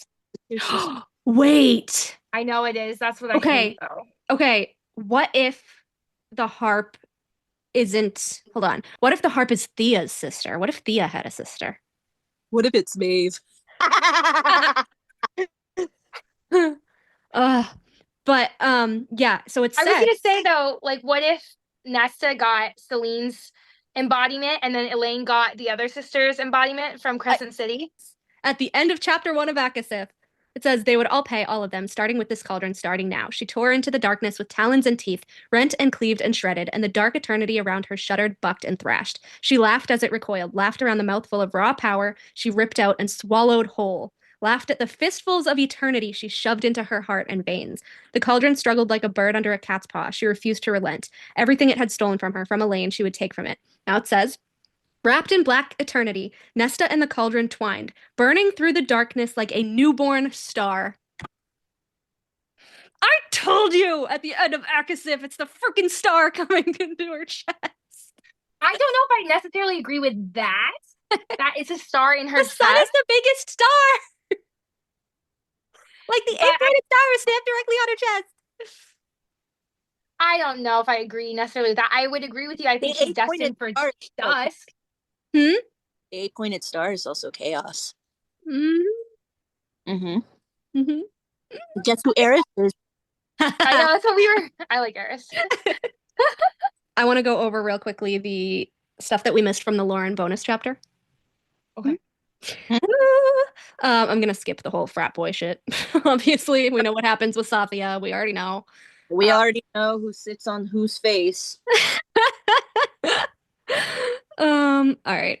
Rune entered the small yet beautiful villa through the back gate. Of course, the 2 Fae guards posted outside noted his presence and definitely noted the star sword strapped down his back, but at least they would be the only witnesses. Okay. He didn't mind people knowing that he visited his mother, but he liked to at least pretend he could visit her without making the gossip rounds. Why were people gossiping about him visiting his mom? Because they thought he was fucking her. Yeah, he's just like, oh, she does look as young as me. The garden. Oedipus. Ugh, gross. Yeah, I know. But that's kind of the vibes I get. I know. Ugh, poor Rune. The garden at the rear of the villa was built for the arid climate, unlike most of the lush magic-fueled estate grounds around here. White stones surrounded olive trees. Beds of swaying lavender buzzed with honeybees. A few orange trees by the northern wall filled the place with their sweet scent, as familiar to him as the reek of beer and mirth root at his own house. Citrus is familiar to him? Huh. He entered the villa through the floor-to-ceiling glass doors between the 2 white pillars, stepping into the kitchen, which was sunny yet cool. He unbuckled the star sword and tucked it into the umbrella stand. Blah, blah, blah, blah. No personal touches, no photos of him. Even while growing up here, his artwork had never been hung on the stainless steel fridge. He hadn't even known parents did that stuff until going over to Deck's house one day and spied his friend's shitty artwork from school all over the place. Oh my god. Also, I would love to know more about Deck and his family, but I know. Rune let the memory fade as he strode through the white shining halls, aiming for the room where he knew he'd find his mother at this hour of the morning. Also, isn't the Spring Manor like white marble? Lauren was indeed sitting in the breakfast room, a book open, fruit-laden table before her, dressed immaculately in a lilac-colored gown. She was beautiful, as all Fae were, gentleness to her face, a sadness to her deep blue eyes, Rune's eyes, a sadness. Sadness. Why are you sad, Lauren? Why are you sad, Lauren? She was always perfectly put together, always pristine and ready for a visit. Not a visit from him, Rune had learned long ago. But her gaze brightened upon seeing him, a smile of genuine warmth gracing her face. Rune, his mother said, rising from the table. Hey, Mom. He pressed a kiss to her silken dark hair before sliding into the chair beside her. Though she was 2 centuries older than him, she's only 275. This checks out.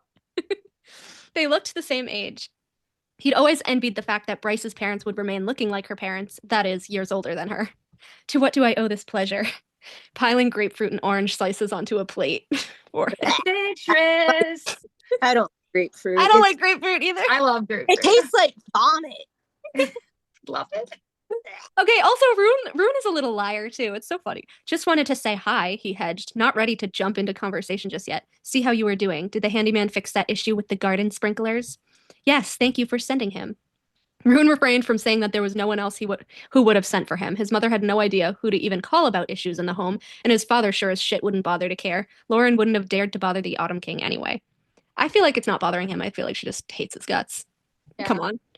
Luna shoot him down, but Rune had come home from his ordeal in Avalon to find that his mother had gone 2 weeks at the height of summer with a broken air conditioning system. When he asked her why she hadn't gotten it fixed, she only said she didn't want to inconvenience anyone. She doesn't want people getting suspicious of her, I think. Isn't it weird? Why does she not want to inconvenience anyone? What is she doing at that house when nobody's there is what I want to know. She's not just cooking and reading for centuries. I don't know. Art. Huh? Art. Yeah, her art. Where's her artwork? Yeah, where is it? Why are they allowed to have artwork in the house? Does she have He's like, the mural I drew video. was the last art I ever want to know. I made a video about this like 2 years ago. I saw Literally, it. Yep. And I said the same thing. I'm like, why won't she put pictures of Rune or art anywhere know. on the walls? Yeah. What? Rune had made sure in the decades since then to visit at least once a week to check on her in the house. He picked at his fruit, then said, "You see my father lately?" His mother's eyes flicked down to her plate. "I had not had the honor." Rune clenched his jaw. He's been, busy. The thought of his gentle, lovely mother with the Autumn King. The male had used her like a broodmare, sired Rune, and then dropped her into this cushy villa to rot. But at least mentioning the Autumn King offered Rune a good opening into why he'd come. "We learned last night that he's engaged Bryce to Cormac Donnell." His mother lifted her head at that, a smile gracing her beautiful, delicate face. "That's wonderful news." She loves Cormac. I love it. I'm like, okay, did she take Cormac to Lunathian with her for more? I think that would be cute. Rune shrugged. "Bryce doesn't think so. She doesn't approve of the match." Lauren frowned deeply. "When you were chosen for the Autumn King, did you get any say in it?" His mother blinked at him. He'd never asked her about it, only heard stories secondhand about the pairing that had resulted in his birth. "It was my duty and honor. I was happy to oblige." "You could have said no, though, right? Why would I have ever said no?" Rune suppressed his urge to groan at the ceiling. "Because you didn't want to jump into his bed?" "I was chosen to continue the royal bloodline. There is no reason I should have not wished to do so." The problem was that his mother had developed an affection for his father in the process, one that the Autumn King was incapable of returning. She asked, "What is this about, Rune?" The lies. She is snowing you, Rune. There's so much to it. "What is this about, Rune?" She changes the subject the same way Rhys does. What's this about? He couldn't risk telling her the truth and that he'd come here to see if there was some way out of Bryce's engagement. He hoped his mother might remember some loophole either she or the family had tried to exploit. It had been a fool's errand. Rune had grown up knowing his mother viewed her involvement with his father to be an honor, even if it was little more than an arranged breeding. He didn't know why he'd expected her to suddenly admit to having doubts beforehand. "Bryce is a smart girl and a kind one," his mother said. "She will see the wisdom and honor in this union with Prince Cormac." Lauren's mother had been a Donnell, which is what I say. Rhys's mother's surname was Donnell. This is because Sarah does not want to tell us Rhys's last name. So she's using her mother's maiden name. It was through those blood ties that Rune had been invited to Avalon all those years ago. Blood ties were all that truly mattered among the Fae, passing on the noble heritage, ensuring that no one sullied it. Wait. Rhys's mom was Illyrian. Mm-hmm. I don't think she would have been related to Dusk if she was Illyrian. She could have. She could have been half Illyrian, like Rhys, and then just never told anyone because the Illyrians are afraid of witches. So if she's part witch from the Donnell line, that makes sense. Because remember, she had the necromancy ring. And the Illyrians hate witches, especially females. So she would have a lot of reason to hide her actual power. Which kind of mirrors, like, Tamlin's mom, too. Like we said, she was probably the shifter. Totally. All of the moms are hiding shit. All of the moms, the secret coven, like we said. They're all hiding shit. I still love that theory. I think that if one of us writes a book, I think we should like include that if it doesn't come to fruition. Yes. Oh my god. Now this is what Rune says, which is why Olivia gets so mad about the Autumn King. Had his father been a different sort of male, Rune would have believed his relationship with Ember to be nothing short of defiant of tradition. Because why? Because why? Because why? Nobody will ever fucking convince me she's not a part of Helian's line. Ever. Ever. I will believe that till I die. I don't care if it becomes canon. She is Helian's fucking doppelganger, and I will believe that she is a princess of the Day Court forever. She looks exactly like him. The black hair, the dark skin, the amber eyes. And Bryce is... Actually, she kind of looks like Az. Is that why Az and Bryce were so, like, touchy? But Az has hazel eyes. Helian has amber eyes. Well, Helian and Eris have amber eyes. I don't know. But I'm like, I don't know. She looks like Azrael's eyes go golden when he's pissed. Yeah. But if Helian's Starborn, or like if Helian's like super Starborn, because his son, whatever you call it. Starborn, so is Az. True. That's true. Yeah, but I don't know. I feel like Hillian would be more Starborn, not just because he's a High Lord, but like his symbol is on the Dread Trove, and he reacts to it. I don't know. Because there's a reason that Bryce was so powerful. And it wasn't just the spec she got from the Autumn King. Let's be real. It had to come from Ember's line too. Whichever line that is. But she has to also be Starborn, and she's not saying shit. No. Like, I wonder what she saw in Nesta. I really wonder. Like, I wish we got like her POV. That would have been nice. I want to know what she knows. Another mom with secrets. Fucking Ember Quinlan. But yeah, defiant of that tradition. Whatever rules his father might have broken to be with Ember, he clearly didn't care to allow those transgressions to his people, to his own daughter. Maybe that would change when Rune took the throne. Maybe he'd be the first to break the rules and traditions and put an end to the planned breeding and arranged marriages. He tucked away the thought and asked his mother, "Anything in the house you need me to look at?" She smiled broadly, as if grateful for the shift in conversation. Rune spent the next hour with her until his phone buzzed with the message from Flynn. He rose from the table and said to his mother, "I have to head to a meeting, but let's plan on dinner sometime in the next week or two, okay?" His mother beamed and his heart tightened. Was he any better than his father, stringing her along with occasional visits and dinners? The question lingered as he headed out to the lush quiet of Fyro a few minutes later, strapping the star sword down his back once more. And then he's just talking about, what about me being king? Da-da-da-da-da-da-da. She was grateful for the shift in conversation. Lauren Donnell, whatever your name is. What is happening? I mean, so real quick, Eka, your thoughts. I want to hear Eka's thoughts because I know you and I have talked about this chapter. Have you read this chapter before? Which one? The one we just read, the Lauren? Not yet, no. And what did you think of it? She's definitely got some secrets, and she kind of sounds like Elaine, though. Mm-hmm. She does sound like Elaine, and that's why Reese is going to be best friends with Elaine because Elaine reminds him of his sister. I'm telling you. I don't know. From what Feyre's point of view about Reese, he only talks about his sister in conjunction with Feyre, and like how Feyre reminds him of his sister. And I'm just thinking, that's a little weird. The artist quarters. Okay, but let's be real. Let's be real. This is why Tamlin was into her too. He was like, "Oh, an artist like Lauren." 100%. And you can't tell me about art. And you can't tell me that him and Lauren weren't fucking in the Starlight Pool. Like, let's be real. He's like, "Oh, I guess if I'm falling in love with her, I can do the same thing." Like, he's so awkward. So silly. It's just, oh my God. I wanted another bonus chapter of the dinner that they had 2 weeks later. I just really can't decide whether it's going to be Asriel or Elaine. Like, I literally can't decide. I know. Because did you see that there was a rumor going around that someone said, well, rumors, obviously, but someone said that they knew someone from Bloomsbury, and I guess they let it slip to them that it was like a Gwynriel book. So I was like, wow. How do you feel it? I don't know. That's just what I heard.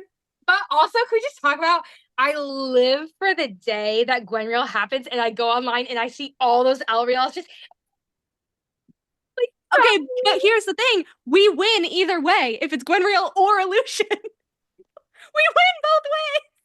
I don't care. I'm open to both books. Any of them. Any. As long as it's not Moors first. I can't. Yeah, I'll be like, not interested. No. Don't care. No, unless it's a double drop, I do not want Moors first. I don't care.